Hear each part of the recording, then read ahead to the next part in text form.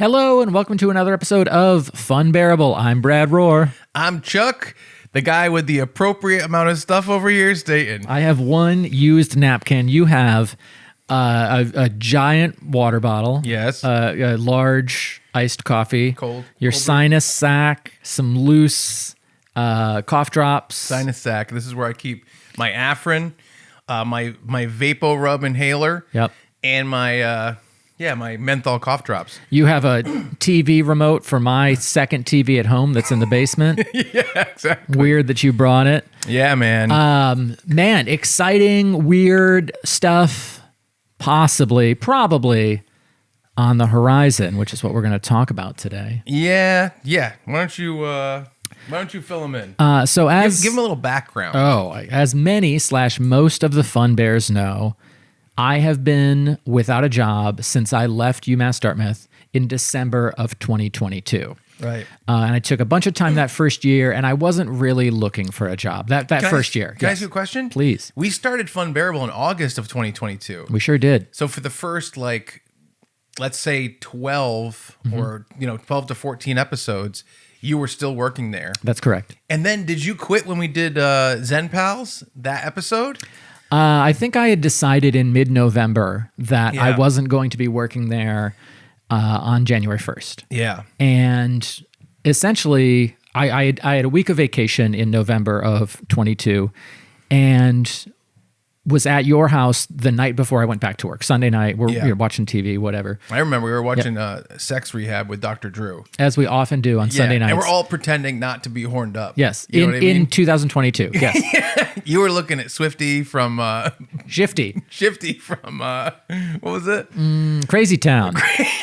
Crazy May Town. he rest in peace. Oh, shit, Yep. Shifty. Yep. And I checked my email that night just so I wouldn't get bombarded when I went back to the office. And just the amount of misery coming into my inbox was like, no, I'm making the right choice to walk away. It's weird because it was like 90% spam, but he didn't understand that at the time. I still don't. Still don't. Yeah. You know what? Don't try to sell me your pills or your solutions for Congress. You're getting stuff that you didn't sign up for, where it's like, what the hell is this? I get stuff from like the Republican senator candidate from Florida. Yeah, what's his name? I don't remember. Did you vote for him?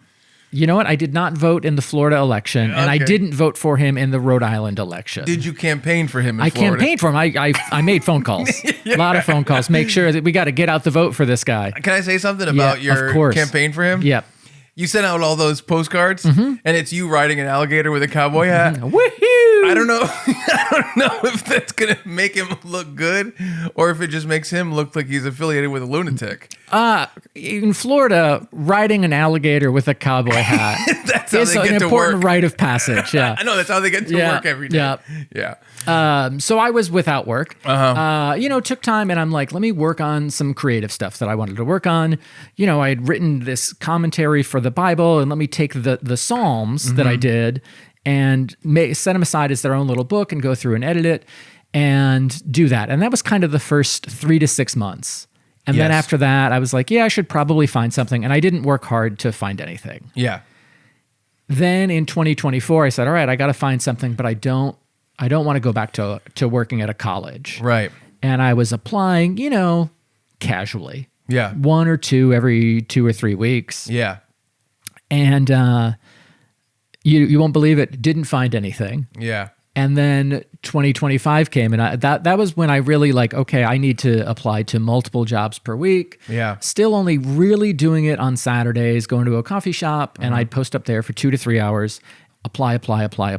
Right. And that was when I was like, all right, maybe I should go back into college student housing because that's the only, that's what my experience is in. I do believe in the work. I know I got really burned out at UMass Dartmouth from it. You think it's possible that they were mishandling things? I do. As opposed to just the specifics of the job. Yes. Yeah. That happens a lot. Because I want to, I believe in the importance of higher education. I believe in a college education. And I believe that if I'm in a place to help someone achieve their goal of graduating from college, housing is probably the best bet for me. Sure.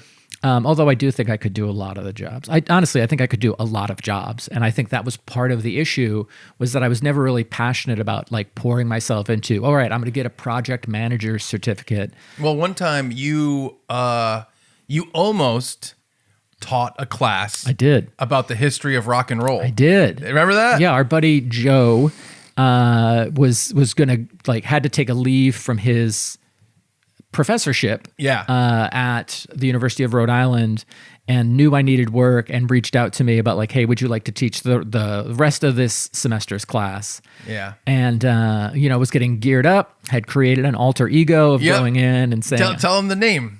I was going to be Professor Riff Shredsley.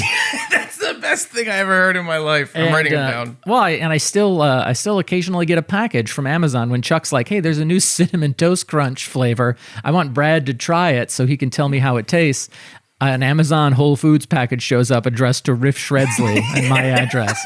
I'm like, that guy moved out a while ago. When I do occasionally send you something like that, is that a delight? It is. All right, good. I want it to be a delight. It's confusion and then delight. Yeah, good. Those are the two things I want to bring to the world. Oh, yes. In spades. Unfortunately, that teaching thing didn't work out because the dean of the music school said we need somebody with like musical experience, which I do not have. Well, one song and one time on stage. One time on stage, Senior Discount, my band, we did a show and I was like, hey, I got a great idea that makes a lot of sense. Mm-hmm. How about Brad comes up and we do LMFAO's Party Rock Anthem. Yep. And so you and I both practiced. We learned our verse. I think we did pretty good. I think so too. I think you did a great job. And then I was like, oh, I'm just up here with nothing to do. I did the same dance moves over and over. You know what? I bet I have the video and I should plug it in. I don't know that you need to. Unfortunately, because I know people will be psyched about it, I have like, I'd say 150 mini DV tapes. And I might have that one. Maybe I do have that one. You don't need to write anything down. Let me just write this down. Look for embarrassing. I mean, you're going to find it. Yeah. Brad, LMFAO performance. All right, cool. Yeah, so everyone can understand why you should have gotten the job as Professor Riff Shredsley. But yeah, going through and this job search has been frustrating. Tumultuous. I haven't run the stats yet. I know I've written over 260 different cover letters and applied to like those jobs over the course of probably since like 2025. Now, so a year and a half. Can I ask about really? So you don't feel like you did as much job searching in like 23 and 24? No. Really? I didn't really. Especially 23. I was very lax about it. Oh, I didn't realize that. Yeah. I remember at one point you were like, you looked at your resume or something, something, and you're like, wait a minute. And it was like an actual image. Yeah, it was. That was October of 23. I connected with somebody from a Facebook group about people leaving student affairs. Yeah. And they were like, oh, I want to get into like job coaching. So I'm taking on free clients so that I can build up a portfolio. And they said, we looked at your resume and the center where all your experience is a picture file. And so it's not being picked up by AI, like scanning or, scanning software. Yeah. So new jobs, when they scan for like a specific experience, they all missed it because it was like a JPEG file as opposed to a text file. Yep. And that was a resume someone had made for me to update it to make it look better. Yeah. So my old resume would have picked it up, but looked ugly. Looked like somebody wrote it in 2006. Yeah. Which is accurate. Yeah. And the new one didn't work out. So it changed it, went through the whole thing. Mm-hmm. Let me use ChatGPT to update it so that it will get picked up by scanners. And now Google's giving me an alert where it's like, hey, this really seems like it was written by AI. And I'm like, it was. Yeah. It was because you told me to. Yeah. And then it was, well, I don't have a current job. Right. So I did add producer at State and Manor Productions on there after some of the projects we've worked on together where it's like handled merchandise for nationally known podcast. And that's because I sent out posters for Tuesdays with Stories. You could put Funbearable. We're internationally known. We are internationally known. That's accurate. Yep. You did that. Well, we also wrote a lot for the pilot we did, and also any of the live shows we did, because we did get money coming in from live shows and stuff like that. And that was just to have a job that goes to present so that companies don't look at my resume and say, oh, he stopped working in 22. Yes. What's wrong with him? And then they meet me and they're like, okay, we see it now. Yeah. So went through, I felt as I got more and more back into the world of housing, thought some jobs were going to work out. And then they didn't. Yeah. At some point on social media, I'll put my stats of like this many jobs led to this many ghostings, this many no's, this many interviews and then no's, this many second interviews and then no's, and then a second interview with an offer. Damn. And, the offer is, well, we'll get to it. And so that's kind of where...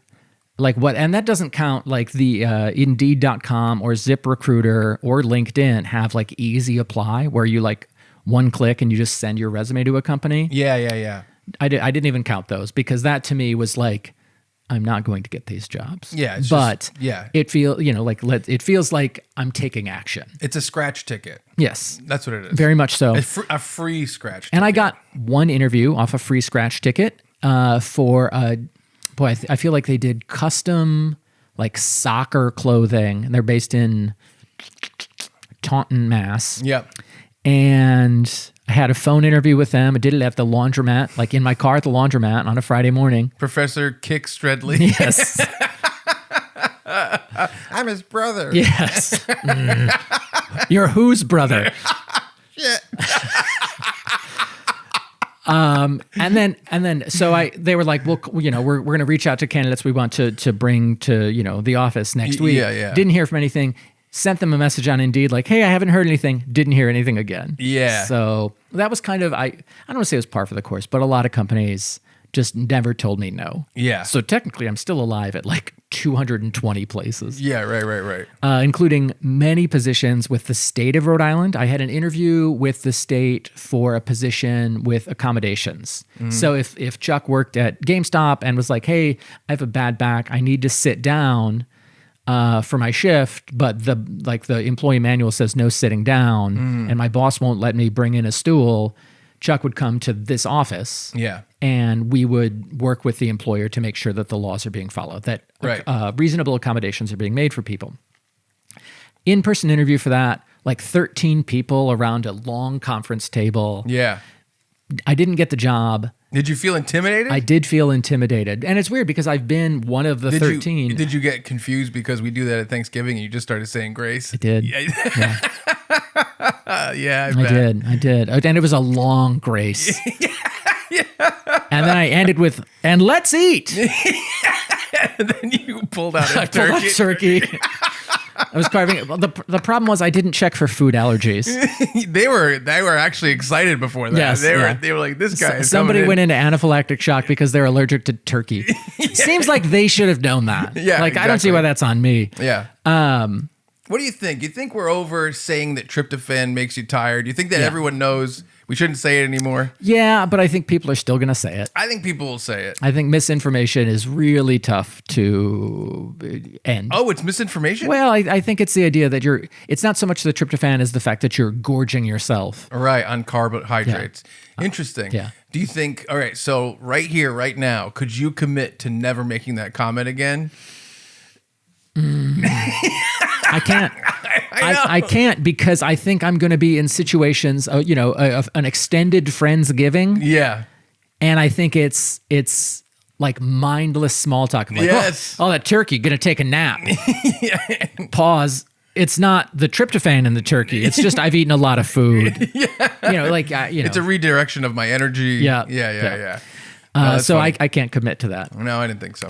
But yeah, that interview, probably 2 years later, I went to a state job fair at the Community College of Rhode Island. So a lot of different state offices had tables set up. I remember that. Yep.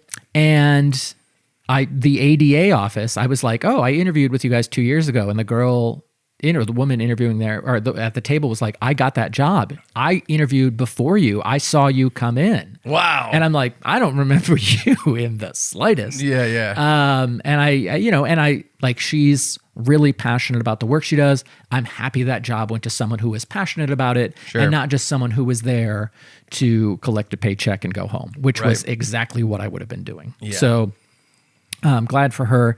Applied for. It's weird because I feel like I didn't apply for as many fun jobs as I did. Like when I was leaving college, I'm like WWE, XFL, and there's a typo in my cover letter to the XFL, which you'd think would have made me more desirable. What do you want to be as an XFL? A PR. Interesting. PR and marketing. Yeah. Interesting. Yeah. This company is going straight to the moon. Oh, yeah. Yeah. I would have been wrong. Yeah. I would have been unemployed after 1 year. Yeah. Maybe faster. Yes. Probably faster. Yeah. I took JR's barbecue sauce.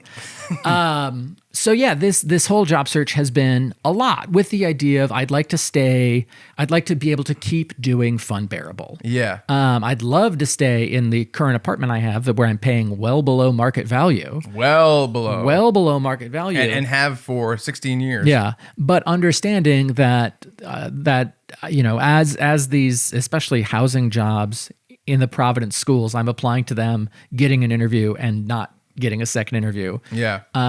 Realized that, okay, I might not be able to stay here. Yeah. And so kind of slowly expanded my search, kind of down towards New York, New Jersey. Right. And that's where Tell 'em Steve Dave is. That's where I work. Yep.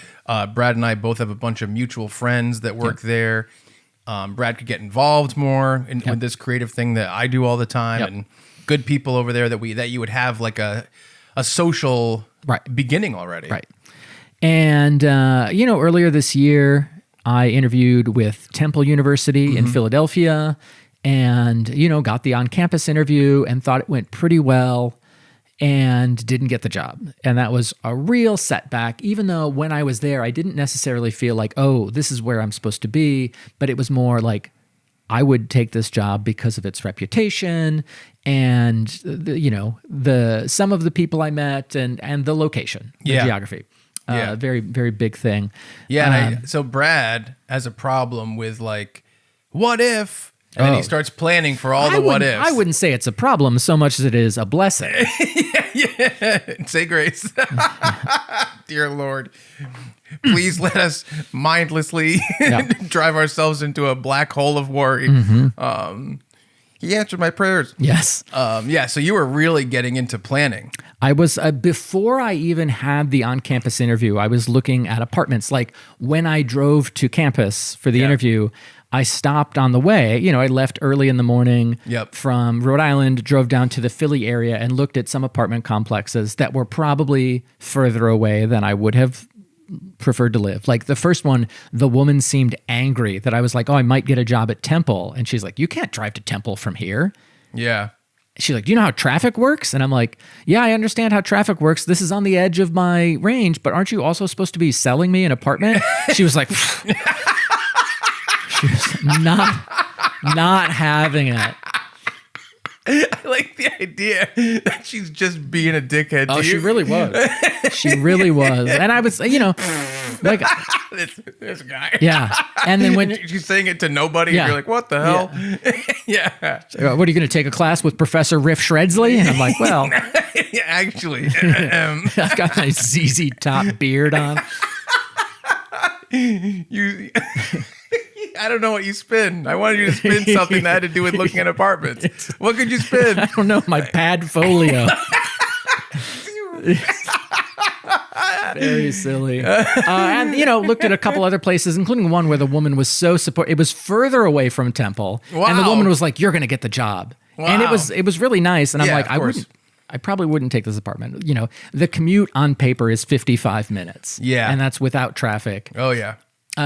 Later realized I probably would have gotten an apartment on the Jersey side of the river and taken the train in every day. Right. Maybe. Didn't get that job and, threw me for a loop. Was pretty upset, pretty frustrated with that for a while.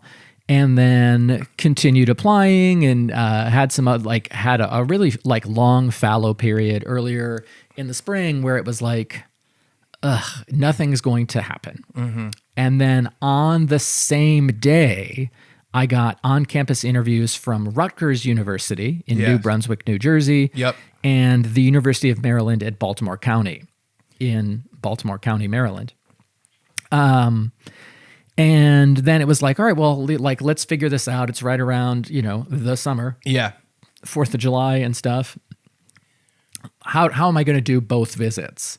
And then UMBC said, hey, we have a bunch of vacations. Excuse me. We have a bunch of vacations. Why don't we do your second interview day virtual? And so it's like, different Zoom interviews from 9 a.m. until like 3:30 p.m. Yeah, right. And it's weird because I think about the interview process, especially for housing, is such like an extended thing where it's like, I know that there are other people interviewing for other jobs where it's not a 7-hour interview with lunch and a campus tour for their accounting job with one of the big accounting firms. Sure. There's a number with it, but I don't know what that number is. So one of the big accounting firms. Yeah. They have a half an hour to an hour interview with the person who would be their direct supervisor who then makes the decision. Right. But housing is its own little world. So I went and had my Zooms with UMBC, and I was like, I think it went fine. Mm-hmm. I liked the director. I liked the people I met with, but it's hard to tell how you do on a Zoom. Yeah. Especially since one of my interview self-hacks was when I do an interview, I have my laptop camera in front of me. Yeah. I'm like, but I'm looking at the screen to see their reactions, but that doesn't give eye contact to the camera. Yeah. So I taped a little note card and put a little smiley face right above the camera, so it seems like I'm looking at the camera and better at making eye contact. Yeah, that's funny. All 3 of the interviews I did that way, I got second interviews. That's bizarre. It really, really is. Wow, smiley face note. Yeah, so life hack for people. Yeah. When you are interviewing on Zoom or interacting with Zoom, put a little face above that. But it also means that you don't get to see how the people are reacting to what you said. I was just going to say that. That's one of the hardest things about Zoom, I think. Yeah. Is that you can either look at the camera and seem like you're talking to someone, or you can look at the person and actually see what's happening. Yeah. That's a tough one. Yeah, it really was. Why don't you just go like this? Like, huh? Yeah. I mean, I could probably just look up and down like that, but with just my eyes. No way. Whole head, yeah. The guy seemed really agreeable. He was nodding the entire time. A lot of people have died in this position. I mean, I think about, I did one interview for a school in Providence. Yeah. On my phone with Zoom in the Comedy Connection parking lot. Yes. Because I didn't want to set back our recording time. Yeah. And this would have been last November-ish. And, I was like, I'm so sorry. They're doing work outside my apartment. Like, it's so loud. Yeah. So I have to be in my car. I'm sorry if it seems unprofessional, but it was my only option. And they were like, oh, no, not a big deal at all. Yeah. Which was helpful. Yeah. So after the UMBC interview that I thought went fine, I went to Rutgers to visit the campus and do my all-day interview. I drove down the night before. Chucky came over from Staten Island. We went and got pizza. It was only 25 minutes from my apartment to where Brad was at Rutgers. Like to campus, which is not necessarily where I would be living. Right. And I'm like, oh man, the idea of this Rutgers position, like if I lived 15 minutes east of campus, I would be 10 minutes away from Chuck. Yeah. And the Tell 'em Steve Dave Studios and all that. So like I could move into Hazlitt, New Jersey, where the Tell 'em Steve Dave Studios are. Yeah. And be fine to commute to Rutgers for work. And it seemed like that was obviously the first time I went with you to the campus. Yeah. And it seemed awesome. Yeah. The area seemed awesome. The actual place that we were at seemed great. I was really psyched about it. Even stranger is that last year, 2025, Chuck and Natalie and I were going to a football game. Yeah. At Baltimore. It was the Chicago Bears were playing the Baltimore Ravens. And on the way, we stopped in New Brunswick for coffee. And it was like adjacent to the campus. Yeah. Brad remembered that. Right. And so I told Chuck on that day, like, this is so weird. Like, I'm more likely to apply to a job at Rutgers now because it's slightly more familiar. And then like, slightly more welcoming than I thought it would be. Like, I knew nothing about Rutgers. Yes. And so went in for my all-day interview with them. And part of that interview was also a presentation. Yeah. Where I had to do a 30-minute presentation on the biggest problem facing residential life and housing operations. Yeah. And if I have solutions for it. Right. And then 25 minutes of Q&A afterwards. Yeah. and I, wrote the presentation. Is it true that your alter ego is Riff Shredsley? No more questions.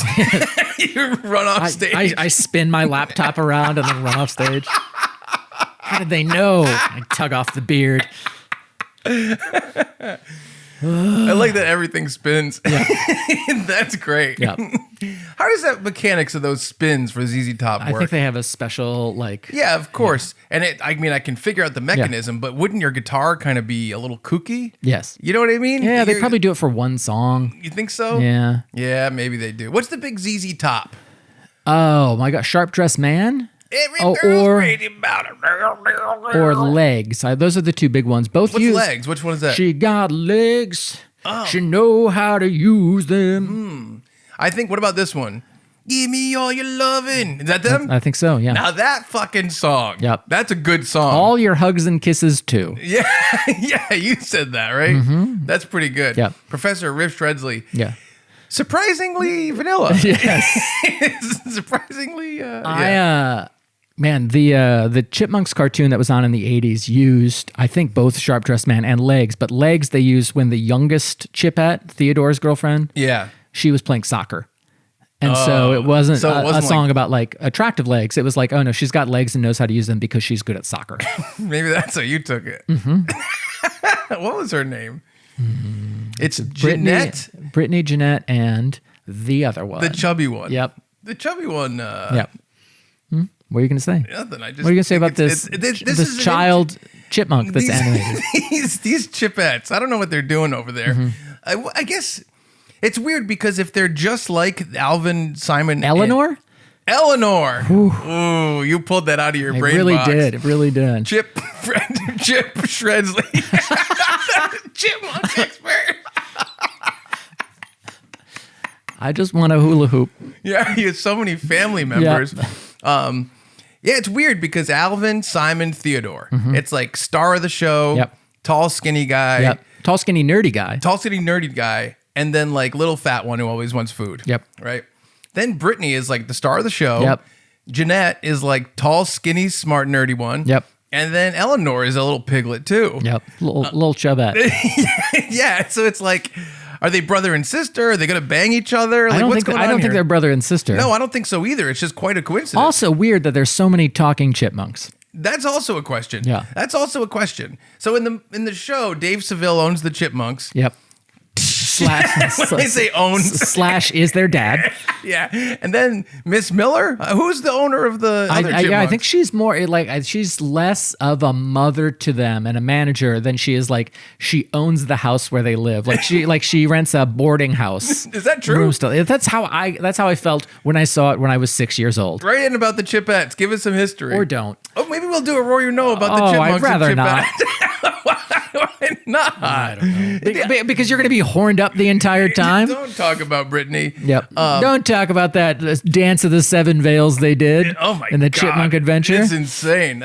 There's a song in the first of all, Chipmunk Adventure. I love it. It's one of those. You ever have a movie that like when you were a kid, it's not super popular, not super like cultural. It doesn't make a lot of cultural impact. Mm-hmm. But it's just the thing that you saw and liked, and you had the VHS and you watched it over and over. I watched Rocky IV a lot. Really? Oh, a lot. As a baby? No. I don't remember. Like Rocky IV was the first one I remember like watching and rewatching and rewatching and rewatching and rewatching. How about like Ace Ventura or any comedies like Billy Madison? No, Billy Madison probably, but that was I was high school going into college. My mom always says, "Stop looking at me, Swan." Good.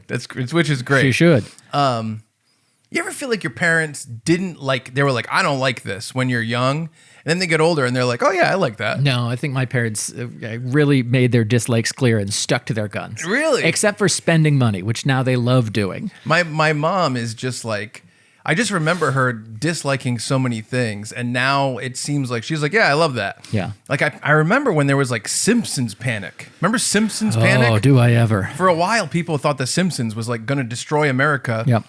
Because Bart said hell. Yep. I remember my grandmother, my Grammy, was like really against it, and my dad was against it. Mm-hmm. But now I'm like, first of all, I try to show my parents stuff now, even if it's old, if they haven't seen it. Yep.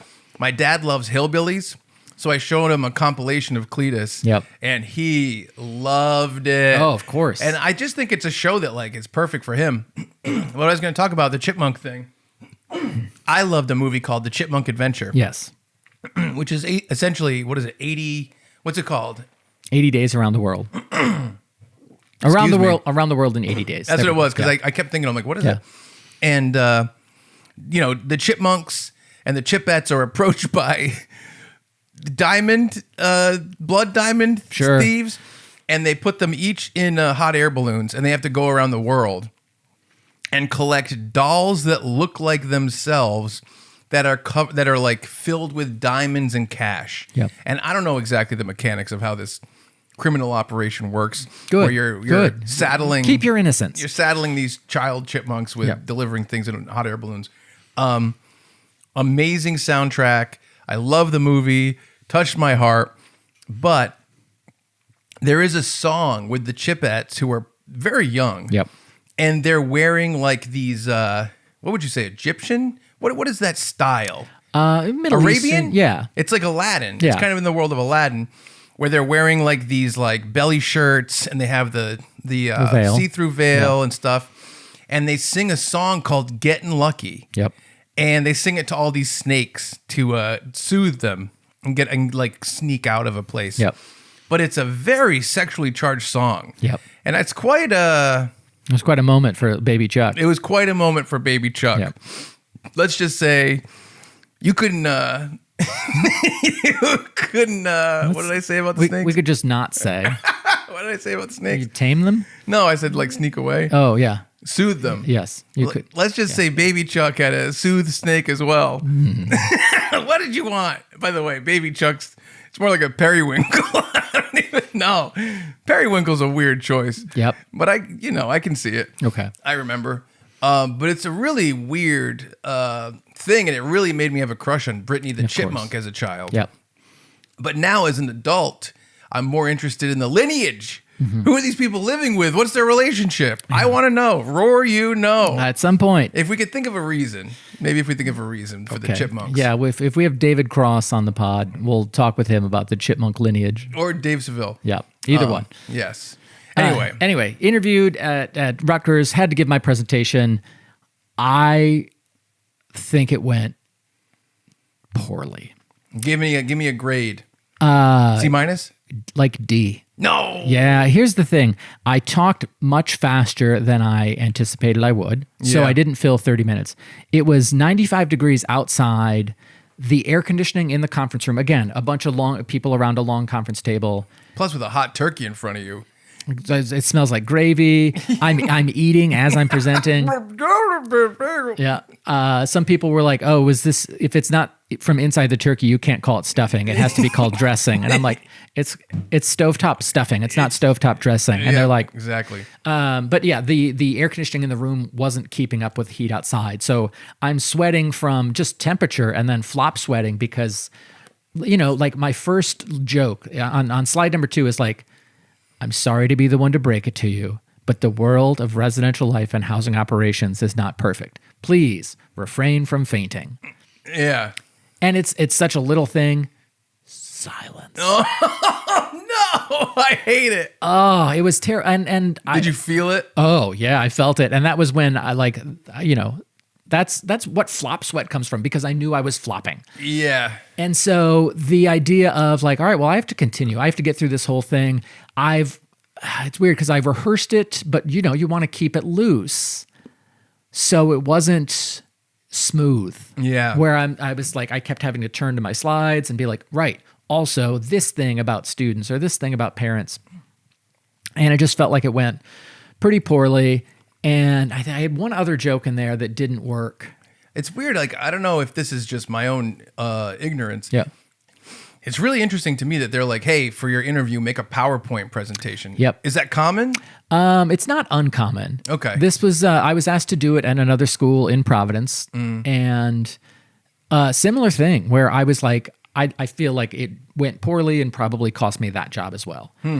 And more on presentation in a moment. But I went through it and, finished at the end, got a couple like tepid little applause. And then they're like, all right, now it's time for questions. Yeah. And, normally, and with this one, I put a picture of Rosie, my cat, on the last PowerPoint slide that says questions because I want them to feel like good. And often, when I did this in Providence, they were like, what's your cat's name? Like, those are the kind of questions. And I'm like, this is a way to like... Personable. Like, they're like, oh, now we know this guy. Yep. We're invested in Riff Shredsley. And they... Too bad Rosie's not a dog because it would be Rough Shredsley. I know. Rip Shred... So... The questions I got were not cute questions about Rosie. And in fact, my joke was like, I asked her what she thought the biggest problem was. And she said, not enough naps and not enough treats. And so I understand if you want to give her the job instead of me. Would they respond? Nothing. Oh! Like a smile from one person who has no skin in the game. The janitor. Yeah. Yeah. He's like trying to fix the thermostat and making it go hotter. And then the questions came, and I just feel like I did a poor job answering the questions. Yeah. One of the things I talked about was about getting information out. And I said when I was an RA in the late 90s, we would tape up newsletters in all the bathroom stalls on campus, all the residential bathroom stalls. We called it halls in the stalls. And then when I got to Arkansas, we couldn't really do that anymore, but we could send out mass emails. And now students are so conditioned to these mass emails that they don't read them. And so you have to get pay for a text program to send out targeted texts to different groups of students. At UMass Dartmouth, we didn't have the money for it. Perhaps Rutgers does. For halls in the stalls? Yes. Did you get thrown off the top of the stall? No. My God! That's a joke about the Hell in the Cell match with Mick Foley getting thrown off the top of the cell in 1998. Yep. Well, I mean, we predated it. Yes. We started it in 97, I believe. So did Mick Foley get his idea from us? Yes. Hey, Brad, he was putting up those flyers and somehow he has a broken rib and a tooth in his nose. Yep. And then he fell through the stall again. Bang. Oh, that's good. Yeah. And so one woman, Riff Foley. Yes, she's the closest to me. She's like, you worked at such a small school that you could put up flyers in bathroom stalls. How do you think you can handle working at Rutgers, which is a big school and has a lot of students? And I'm like, well, I mean, that was a school I worked at 30 years ago. I was going to say, what if it was in 1995 or something? But also, like, the principles are the same. You listen to people, you care about them, and you help them if you can. Yeah. And it doesn't matter what scale you're doing it on. Sure. If you empower your team to do it, you'll be fine. I don't think I said it that eloquently, but that was the gist of what I said. And it was like I slapped her in the face. She was so mad at me for the answer. Really? For no reason. And then Wow. Followed up again. And I'm like, that was a good question because it was hard. Next question. And they were all like good pointed questions. It's funny if someone asked a question, you said, that was a good question because it was hard. Next question. Yes. Honestly, the idea of, man, I wish I had gotten one to say that was a good question because it was easy. I would have won over the crowd. Didn't happen. Difficult questions. I'm still sweating. It's still terrible. And finally, mercifully over. Yeah. And we go to walk out, and the woman, she's the associate director of like hiring and training and all that. She was walking me because we still had to have a conversation about like benefits and things like that. And I'm like, I'm going to think about that for the rest of my life. I can't believe how poorly it went. Really? And rather than say like, no, it was good or I learned a lot, she's like, well, the fact that you feel that way shows you care, which is good. And I'm like, not even a pity, like... No, it didn't go so bad. Yeah, no, not even that. And she's like, do you need a minute? And I was like, no. And I was still so down. And then it was like deep breath, fix my face. And I'm like, no, all right, let's talk about benefits. And, kind of put it out of my mind. But then the RA who was going to drive me back to the on-campus apartment where I had stayed the night, he's like, you look so sad. And I'm like, well, I feel like I didn't get the job. He's like, no, it probably didn't go so. So I got more from, he wasn't in the room. Yeah, he didn't know he's how just a bad nice it went. guy. He's just a nice guy. And what's unfortunate... Definitely a fun bear. Thank you, Antonio. What's unfortunate that we kind of want to communicate here is like if you're not going to stay around Rhode Island with, where you have improv and people that you have this big community. Yeah. If you're not going to stay there, Rutgers is probably the best place to go. Yeah. Because you'd be migrating to another place where you do have community. I do have people. Yeah. So that In didn't a work close out. way, in a very close way. And so pretty bummed out. And I was driving home, and my former boss, who's one of my references, texted, and I had said like the Rutgers presentation didn't go well driving home now. And she's like, hey, UMBC reached out to check your references. They seem really interested in you as a candidate. Yeah. And I'm like, that's news to me. Like I don't know how it went because I just had the Zoom. And then got home. A couple days later, UMBC called and they said, well, we'd like to offer you the job. And I said, I can't say yes without going to campus. Well, also, they also asked someone else for a reference. Yes. Rutgers asked Chuck Staten. That was Rutgers? Yeah, I think so. Oh, maybe. I don't know. Yeah, because it was beforehand. So I wrote this bit. I wrote a lot of stuff. You wrote a really nice reference for me. Yeah, I sent it to you. Yeah. What'd you think on a scale of 1 to 100? 100. Really? Yeah, I thought it was really good. Good, I'm glad. Because I added stuff. Yep. They were like, does this guy have a brain? I was like, not only does he have a brain, he has a heart. It was stuff like that. It was really nice. Yeah. So UMBC called. I said, I need to see the campus. And they said, great, we can make that happen. I said, the earliest I can go is, next week. And I have yet to go. Yes. But in all likelihood, as long as there's not like crazy red flags, I would probably accept that position. Or if Rutgers offers and I have to choose between the two and figuring out what I'm going to do there. But in all likelihood, I'm going to be moving out of Warren, Rhode Island for the first time since 2011. To either of these locations, whether it's Baltimore County or Rutgers. But either way, I don't see myself here on October 1st. Yes. And also, it's way more likely that you will end up in Maryland. Yes, as of right now, because I have an offer there and I do not have an offer from Rutgers. Yeah. And like I said, I think the presentation went so poorly that even if the interview section of the day had gone perfectly, I would be, on the back burner for candidates there. Yeah. But you felt like there wasn't that many candidates left at Rutgers. There were 3. You think there was 3? I do. But I know there were 3 because they offered me 3 interview days. Yeah. But I don't know if they had internal candidates placed on the other 2 days of that week. Sure. That they didn't have to arrange to come in from off campus. And let's just explain to the viewers, because not everybody knows this, but a lot of times these type of jobs, they have to offer them publicly to people that are not involved. That's correct. Even if they have a surefire plan to promote someone internally. Yes. They just have to put it out there like performatively. Yeah. Essentially. So sometimes you might go in for an interview and it's like they know they're not going to give you the job. Right. They just have to legally do that. Yep. Which is really shitty and tough.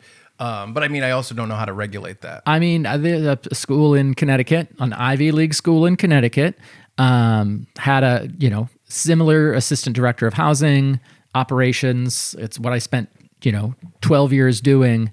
And I applied and never even got a first interview with them, probably because they wanted somebody with experience at a different Ivy League institution. And I'm like, I can do the job. Like, I really can. Yeah. And that to me was kind of like my dream job going into this whole job search process, was the idea of working in New Haven, halfway between Providence and New York. Yeah. Get some beats and go from there. But didn't get that job, and you move on. Yeah. And so it's... Yeah, the idea of moving is pretty overwhelming, but I keep telling myself, bird by bird. Just kind of yesterday, I cleaned out half of one of my 2 closets, and I was like, oh, I have so much junk, like so much junk. Yeah. And when I say junk, I first of all, I do mean physical junk, but also like I have a whole like Sterilite bin full of blankets, and I'm like, when am I going to use all these blankets? I know, but like they're gifts or whatever. I don't want to get rid of them, dude. I'm swimming in pillows. I hear you, man. Do I still need my Wii U and my PS3 and my original Xbox that Chuck modded for me in 2007? That is in it's a different Sterilite bin under my bed. Yeah, and I'm like, all these things are going to add up. My bookcase is chock full of books, and all my recording equipment and costumes. Yeah. Where it's like, oh, do we need our Christmas Jacket? sport coats. And Yeah. it's like, well, yeah, of course. Yeah, I think so. Do I need the outfit that I wore as the police chief in a senior discount video in 2010? Yeah. When I got 2009. The one I got super sunburned. Maybe we'll take all the costumes and we'll label it and put it in my basement. My George Washington, Abe Lincoln, etc. Yeah. By the way, I'm getting rid of one of the white dress shirt I wore that night for the Funbearable show has makeup like smeared all over the collar, and I'm like, it's a year and a half. This is not coming out. Yeah. So kind of looking at all that stuff and just being like, all right, well, it's all going to get moved, or like all the cups and glasses. I'm like, I drink out of soda cans all the time. I rarely drink out of a glass in my house, but I have to move all them because someday I might. Yeah. So it's just a lot that is overwhelming me right now with the idea of like, I don't have a place that I know that I would live at. There are some apartments that I'm going to look at when I'm in and around campus this week. But who knows when I'm signing a lease or when I'm moving, and what's the deal with Rosie and how much gabapentin do you give a cat for a 7 to 8 hour car ride when she hates the car? Yeah. Maybe you could find cat cafes along the way. Wow, and just hang out with her in a cat cafe? Yeah, well, that's what they do. Wait, is that right? No, it's not. You don't bring your own cat? No. Cat cafes, they have... I thought it was cafes run by cats. Yeah, they do run them. No, they have like a special room to like hang out with cats. Oh, and you can't bring your own cat. Yeah, they're often adoptable cats and sociable cats and everything. So you don't bring your own cat. BYOC? There might be some BYOC places. Oh, damn. I think BYOD is much more popular and prevalent. Yeah, I guess so. So it's much more likely that you'll move to Maryland than it is Jersey. Yes, as of right now. And maybe things change and this episode, most of it stays the same. Yeah. But right now, I'm looking at improv groups and churches, and I'm like, I'd like to get into a writing group. To do more fiction writing and to like be held accountable to actually do it instead of like, I've got this idea and then never do anything with it. Yeah. To have a group of people I'm kind of beholden to be like, I said I'd get this chapter done. By God, I'm going to get it done. Yeah. So that all that stuff, Funbearable will continue. We'll probably do more recording in and around New Jersey. Maybe, what if I get a 2-bedroom apartment? Who knows? Maybe I make Chuck come down and we record 2 episodes at my place.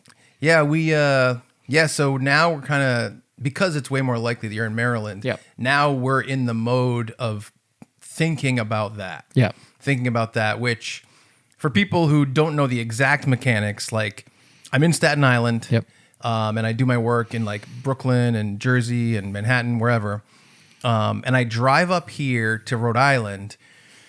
I used to drive up here a lot. Yeah. I probably used to spend about 7 to 10 days a month in Rhode Island. Yeah. But when Natalie moved from Colorado to move in with me, now I feel worse about leaving her. Yep. And so I only come up maybe 3 days a month. And in those 3 days, they're usually driven by recording Funbearable, where we'll record like 2, one day and 2 another day, something like that. Yeah. And so I come up based around that most of the time. Yep. And when I come up, the person I hang out with the most is Brad. That's correct. It's like that's when we get to hang out. Yep. So now if Brad moves to Maryland, which is a little bit closer, I'm driving like 4 hours here. He'd be driving like 3 hours. Yep. It's really going to be, it's weird. I've been thinking about it a lot. Like obviously like you're going to lose all of your community. Yep. And what's weird is like Brad's family is in Indiana and Iowa. And I was going to say, and his family here is my family. Yep. Like he's been doing all the family stuff with my family for how many years? I mean, I'd have to look at my Brad Holidays Google Doc, but since probably 2009, 2010. Yeah. So my family's very used to him as like another state in, and like we have all these, things. So it's going to be really like, it's going to be hard to go to a new place and lose all that stuff. Obviously. And I was thinking from my point of view, coming back is a little bit less specific for me because I'm not going to come back to record. Yeah. And I'm not going to have someone that I hang out with the whole time. Yeah. Jordan's going to be sick of you when you're going to be like, ugh, can't you just go to the Connection and hang out for 4 hours? Well, what's funny is Jordan, who's my roommate, my good friend, he works a 9 to 5. Yep. And he does things at night on his own and does different things. So it's not the same as you because you haven't had a job for the past 3 years. Yeah, since for a lot of, like more than half of your Staten Island time, I have been without a day job. Yeah, and definitely since Natalie moved here and I only get to come up 3 days a month, definitely that entire time you haven't had a job. So I was thinking about you're going to make this big transition. Yep. I mean, it'd be, and to really put it out there, you could either move to Maryland or it's possible Rutgers offers you the position and you deal with that, which would be awesome because you'd just be so close all the time that we can hang out and we could do stuff, like creative stuff. But it's more likely you'll go to Maryland. Yes. Because you actually have an offer. Right. So it's really weird. Yeah. It's really weird. Yep. Like all the creative stuff I've done independently, I work for Tell 'em Steve Dave. Yep. I work for Tuesdays with Stories. I get these individual gigs, but all the creative stuff that I do myself is me and you. Yes. So that's going to be weird. Yes. That's going to be a weird change. I'm aware of this. We were talking last night and realizing that I've spent, let's call it 16 years in the same apartment. That's 1/3 of my life in this apartment, 6/7 of Rosie's life in the apartment. And sorry, she spent 6/7 of her life. She's not that much older than me. Yeah. And probably half of my adult life from 32 to 48 in the same apartment. Yeah. And I'm like, I'm going to miss Fernando and Maria upstairs. They're just a kind of a constant background presence. I hope that he can, put in new carpet and, fix what needs to be fixed and then rent it out for more than I was paying and make a little more money so that maybe he can leave his day job and rest his back because his back is in bad shape. Yeah. And, losing your parents and improv friends and church friends and, friends through the music scene that you knew that now know me, comedy scene. All of that is going to be really, really tough. But at the same time, I can't continue to make $4,000 a year teaching and coaching improv as my sole source of income. Yeah. It's not doable. Yeah. And so we'll see, who knows what, maybe one of these weird remote jobs that I applied to is going to reach out to me and unlikely, but possible. Or maybe one of the Providence jobs that I applied to, even, if I go to Baltimore or Baltimore County and I'm like, oh no, I don't want to be here. Unlikely, but possible. I don't have anything else on the horizon in Providence to be like, well, I can stay because this might come through. There's no mights. Yeah. As of right now, even though I have applications in at a lot of schools in the area and a lot of businesses in the area, I was at the point where I'm like, all right, I guess I'm going to work as a teller in a bank because then I get my nights free to work, on podcast stuff or improv stuff or church stuff while making, $20 an hour. Yeah. That's where I was at in my job. It was kind of giving up on the idea of a career job. Yeah. Or I was at the point where I was probably by December of this year, maybe January 1st, I would have moved back in with my parents. Yeah, in Indiana. In Indiana, which would have been really tough to do Funbearable. Our joke was that Chuck would come visit and then my parents would also be on Funbearable. Yeah, I would do that. Yeah, I know you would. All right, so Chuck's going to come up once a year and Brad's going to come up once a year. We got to do 26 episodes every time we make a trip. Dad, is your Strangers Than Fiction ready? Yeah. Mom, what information do you have about the Chipettes? I would love that. I know you would. I know you would. Oh, that'd be fun. Yeah, so it's gonna be interesting. Yes, it's weird. I was thinking about it last night because we're talking about you and all these different things, and we talked for probably like an hour and 20 minutes or so, and we've been dealing with this. And I don't want to highlight the negatives. You know what I mean? I'm trying to be supportive in terms of whatever happens. And obviously, my personal hope is that Rutgers comes through, right? Because you are supposed to hear from them this week. Yes. And that's my personal hope. Right. But I'm like, man, if Brad goes to Maryland, this is really going to change a lot of things in my life. Yep. It's weird. Yep. It's just because we've been working together so closely since like 2009. Yeah.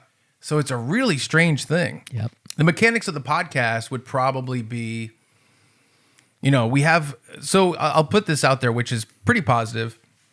Every time we do the podcast, like I said, I drive 4 hours here. Right. We do it we do a couple days, whatever. We get a bunch done. Now, and we have a free space here. Yep. We're very thankful to the Comedy Connection. Yes. They Corey and Dave, they let us do it here. But now if Brad's 3 hours away from Jersey, it would become the other way where he drives up. And luckily enough, we also have a free place to do the podcast in New Jersey at the Tell 'em Steve Dave studio. Yes. So it's a little bit flipped. I would also say if I get a 2-bedroom apartment, you and Natalie could come visit for a weekend, and while she goes and does hiking or other nonsense, we could record. Yeah. But that's not going to be like every month, probably. Yeah.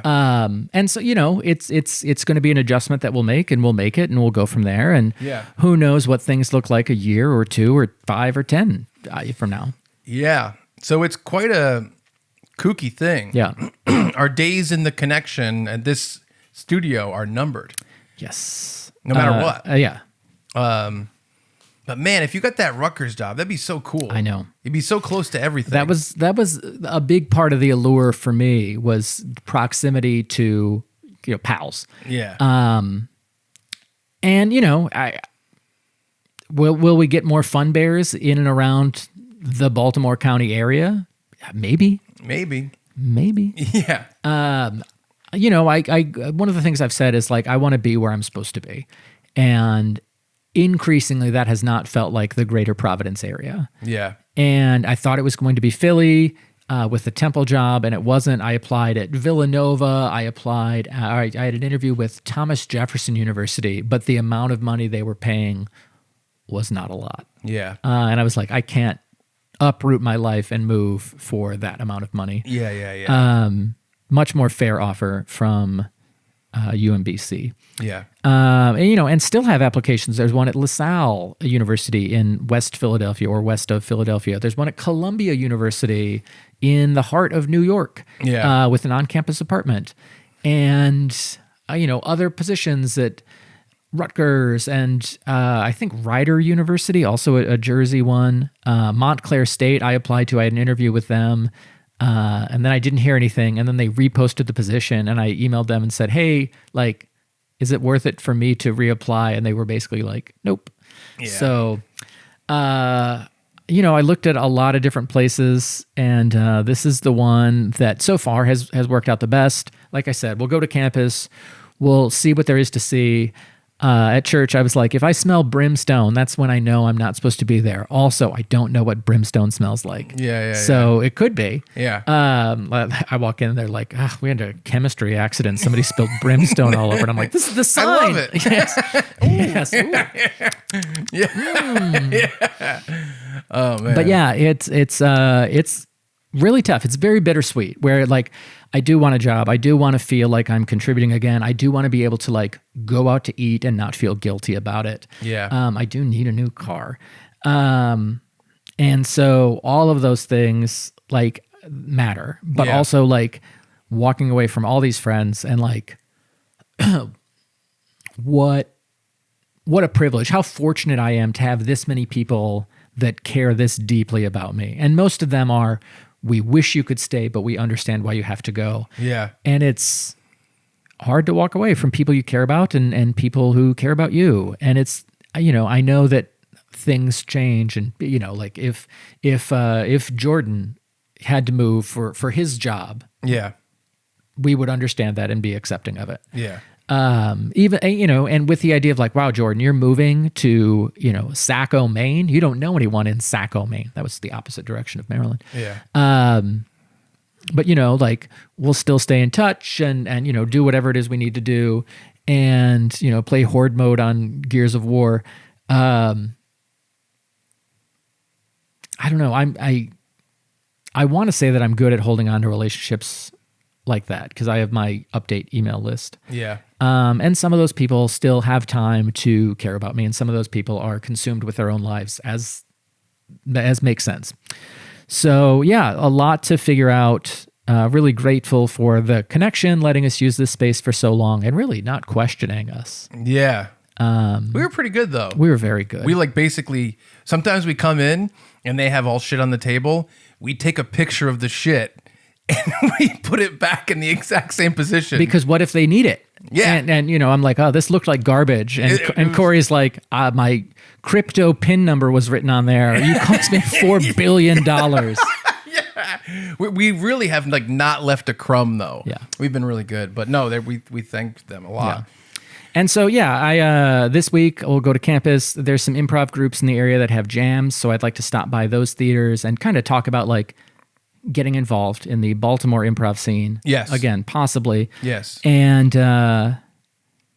then figuring out, you know, am I going to move into temporary housing on campus first for a couple weeks as I look for a more permanent space, and with the idea of like, you know, I say permanent space, but if I sign a 1-year lease and then decide 9 months in that I'm like, oh no, this isn't working for me, it's not a permanent thing. I'd like the job to be a career move and be there for a while, but I also understand that, you know, man plans, God laughs. So yeah. as much as I want things to work out a certain way, there's no guarantee they will. So, and who knows, you know, what if on the festival circuit, the pilot does well? Yeah, right, exactly. I don't know. But I also know that you know, when Impractical Jokers was filming, Brian Quinn was still a fireman until season 2 or 3. Yeah. So, you know, if the pilot does well, there's no guarantee that means I'm leaving a job. Yeah. So we'll see. I'm grateful that we have the Fun Bears that can support us virtually all over the world. Yeah. And, you know, except except in Baltimore. You know what? I'm a Funbearable missionary Yeah. to the area of Baltimore County. Yes. I told Antonio, the student who was driving me around at Rutgers, I'm like, yeah, I have a podcast that's called Funbearable, but I didn't want to tell them in the room because I don't want them to look it up and be like, oh, this guy has too many sex jokes. Yeah. Too many swears. We don't want this affiliated with the university. All Brad's sex jokes might be brought up. It seems like he's really confused about the act itself. Yeah. His How to jokes are initiate. mostly what is sex. Yes. It's not really jokes, I guess, so much as just ignorance. Ignorance and qualms. Yes. So many qualms. Yeah. But yeah, grateful for the Fun Bears. I don't know when this episode's coming out. I don't know when I'm making any social media announcements for any of this stuff. Yeah. I do know one thing. You don't even know when they would want you to start Right. or what a move date would be. Nothing yet. One of the things I am looking forward to, though, is all the people I helped move, especially from like 2014 to 2017. Yeah. Kind of the Sanctuary Church group, to be able to send a mass email and it's like, all right, guys, shoes on the other foot. You got to load my truck. And there's so many people. I'm like, I shouldn't have to do a thing. The woman I dated in 2020 who I helped move, to be like, all right, look, I know you have a 1-year-old. Yeah. You got to ditch that baby and come pack my books. Yeah. Or, come here and hang out with the cat while I pack my books. Yeah. But there's so many people. Yeah. And, one is in Vancouver, and I'm like, you got to send me boxes. Yeah. You can send me pre-written labels for all my stuff, kitchen, bathroom. Like, yes. I don't know. But we'll see. So thank you for letting me talk about it here on this, what was going to be a tag, but has become probably a full-fledged episode. Yeah. Possibly a lost episode. What if I get a different job? Then we just intro this as being like, this is the Hank Azaria panel. It never happened. Yeah. This never ended up happening. Yeah. Can I tell you, like, I guess as I'm thinking about jobs, like things I would love to do in and around Baltimore, where I would have loved to do it in Providence, and I just never took action towards it, is the idea of being like the play-by-play guy for a wrestling show, like the Michael Cole or Jim Ross. You did it once. I was a Gene Okerlund guy. Yeah. With our friend Laura from Buns and Bites. Yes. Announcing, it was the tag. It was some sort of tag team lottery. Yeah. And like independent wrestling has its own like special, website, whatever, Yeah. and you can view these different events from around the country. And one of my friends in Columbus, Matt, who is also a Fun Bear, was watching it without knowing I was involved, and he's like, I was so surprised. Yeah, that's really to funny. hear you say Super Cop Dick Justice. I'm like, that's what, I think it was before Orange Cassidy signed with AEW, because I didn't know who he was, and I watched him like, this guy's great. What a great gimmick. I used to have this big crush on this girl when I was in high school, and her name was Stephanie. Mm-hmm. And way later, I was dating a girl named Amanda, Mm-hmm. and Amanda. This is like, I don't know, several years later. I still knew Stephanie. It was just, it wasn't that long later. And Amanda's prom was coming up, right? And she asked me to go with her to her prom. Right. And so I said, okay. And at the time, our friend Souza and our friend Kevin, they went with two of her friends. Good. Do you know about this? Nope. We all wore white tuxedos. Oh, good. You don't know about this? No. It's so bananas. They got regular ties. I got a bow tie. Of course. And for some reason, no idea why, they were shooting the prom live and playing it on public access. Awesome. And Stephanie called me or maybe texted me, and she was like, so I was watching TV last night, and it's just me at a prom in a white tuxedo. And it's still like a TV show thing. It's almost like, did that happen? Yeah. But so fucking really funny. That's awesome. Yeah, it was really funny. I would also love to get to learn how to be a play-by-play guy for football or basketball or something. And so I'm like, maybe even if it's not UMBC, which has a robust Division I, at least men's basketball program, to see if there are other opportunities in the area to develop that skill. Yeah. I know how a microphone works. I say too much. I get it. But I think it's something I'd really enjoy and something that I would pursue in addition to audiobooks and all the stuff that I'm doing. So the idea of all right, well, let me look at this as kind of a nice reboot with a chance to get involved in some new things and continue on some old things in different ways. And,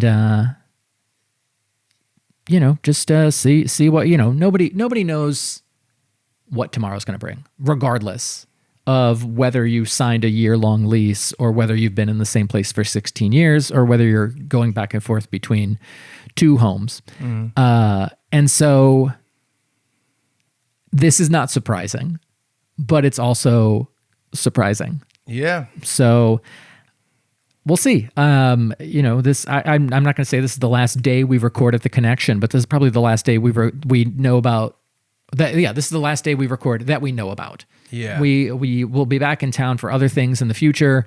Maybe we make it over here to record. Maybe they turn this room into a shrine for us instead of all the comics photos behind you. Maybe it's just photos of us. Yeah, just a lot. Yep, just like too many. Different, and worrisome. We act out all the poses, and they just replace them. Yeah, yeah, I like that. Yeah, man. It's going to be a weird transition. I'm just looking for the ones that you could be Jay Farrow. Yeah. Or you could be Corey Rodriguez or Chris Red. You could easily be Matt Rife. I can't even tell the difference between you and Matt Rife. Yeah, no, I get it. Yeah. Yeah, man. It's gonna be quite a transition. Yes, but we'll get through it. We'll get through it together. And I think that the Fun Bears are kind of an anchor. It's like we have this responsibility and we have this community that I'm sure will be supportive. Oh, and it's a reason for us to figure out a way to keep doing creative stuff, because it is a thing where it's like, yeah, we'll still write once in a while. That's a lot more difficult than we have a show every week. Yeah, that knowing that that the Fun Bears are out there is part of the reason I didn't apply to any jobs in Indiana, because I'm like, no, we have to keep Funbearable going. Yeah. So yeah, grateful for the Fun Bears, their support, their caring, positive messaging here and on social media. If you have thoughts, if you've had to make big moves or if you have big moves coming, send us an email, funbearablepod@gmail.com. Yeah. Or find us on socials @funbearablepod. We're always happy to hear from all y'all. Yeah. For Chuck Staten, I'm Brad Rohr saying thank you so much, and we're sorry for being Funbearable. So this giant bottle is full of ranch sauce? It's a combination of ranch and blue cheese. Oh. Because your response to that, because I have a lot of chicken wings coming. Oh, okay. Okay. And I didn't know which one you prefer. You hate both of them, right? I do hate both of them. Right here. Oh.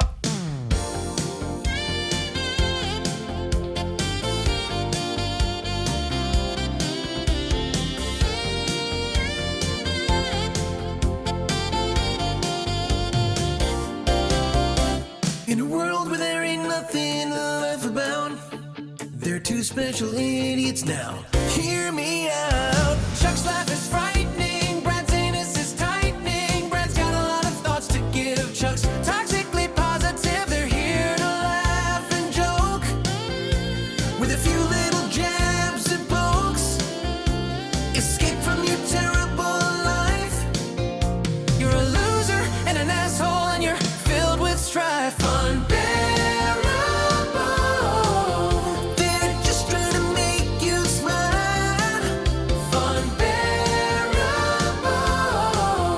Even though you're pathetic and you're ugly and vile, they're just trying to bring some joy to your day. Even though your family wishes you would go away. Funbearable. Funbearable.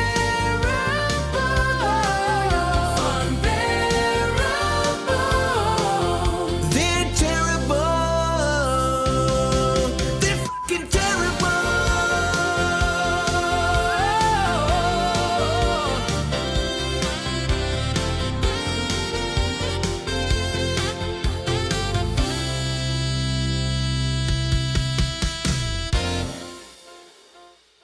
Ladies and gentlemen, please welcome to the stage, Bradley Stevenson.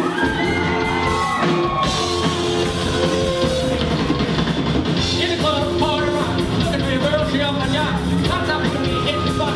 Wanna move away, but she on the block. On the drink, I got the dough. Like jeans and shoes in the rock and roll. Hat, walk down the dough. Game the bottom, out the dough. Yo, I'm running through these holes like Drano. I got the devil. Do we rock and roll with no halo? We party rock. Yeah, that's the crew that I'm rapping. No rise to the top, no letting no dribbling. Party rockers in the house tonight. Everybody just